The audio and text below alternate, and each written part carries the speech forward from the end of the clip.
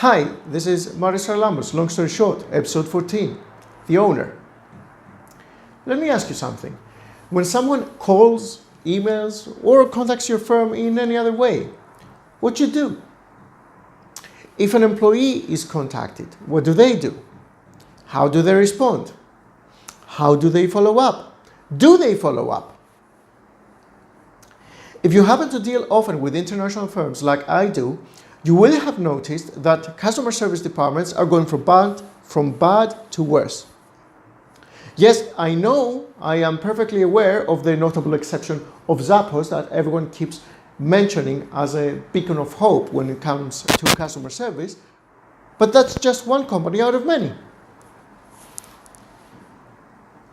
I have dealt with a customer service department of a slew of major companies from around the globe, and they all have one thing in common: that they try to get rid of the customer as quickly as possible. Some of them have gone so far as to act in the exact same way even when someone is trying to buy something from them, and with that something often being quite expensive too. So here's what happens for the benefit of those of you who may not be aware. Customer service departments are increasingly broken down into two parts: phone and chat.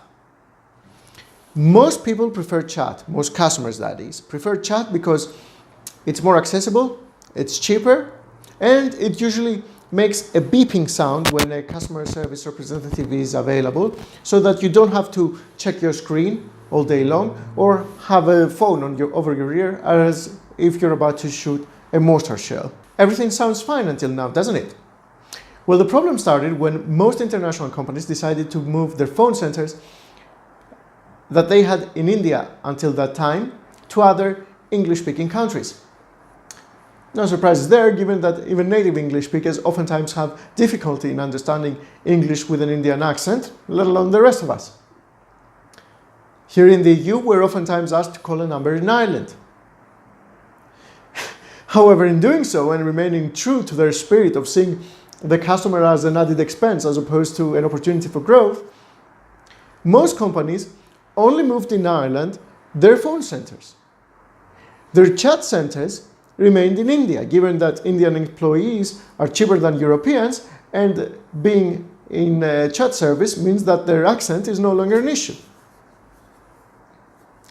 So what happens nowadays is that most people contact a chat representative in India, and unless their issue can be solved with a couple of clicks max, they're asked to call the phone center department, the customer service via phone. The first time this thing happened to me, my reply was, "Why? Who am I contacting now?" "No," they insisted, "you have to call." I said, "Okay, because I don't want to wait, I will leave you my number, and whenever you're available, please call me back."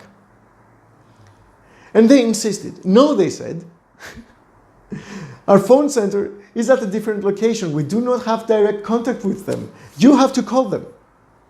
"But you're the same company," I insisted. "Sorry, no can do."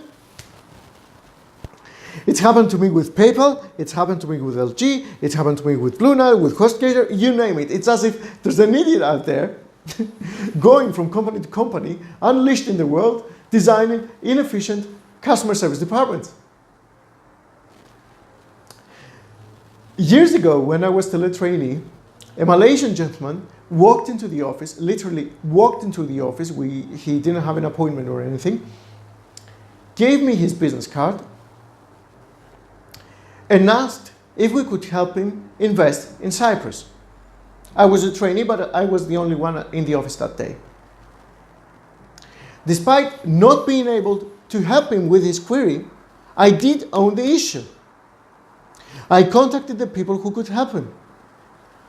And even when I saw that they didn't revert, I insisted that they had to revert to that particular gentleman even if that meant that their reply would have been, "Sorry, we apologize, but we cannot help you." So, moral of the story, when anyone, not just a customer, anyone contacts your firm, they should be directed to someone who can deal with the query.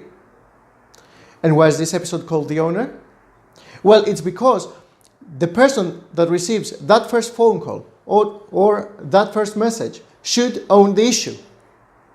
Should own the issue either until they have managed to resolve that query or until they have ensured that someone else who can address the query has reverted. And that's how you deal with customers.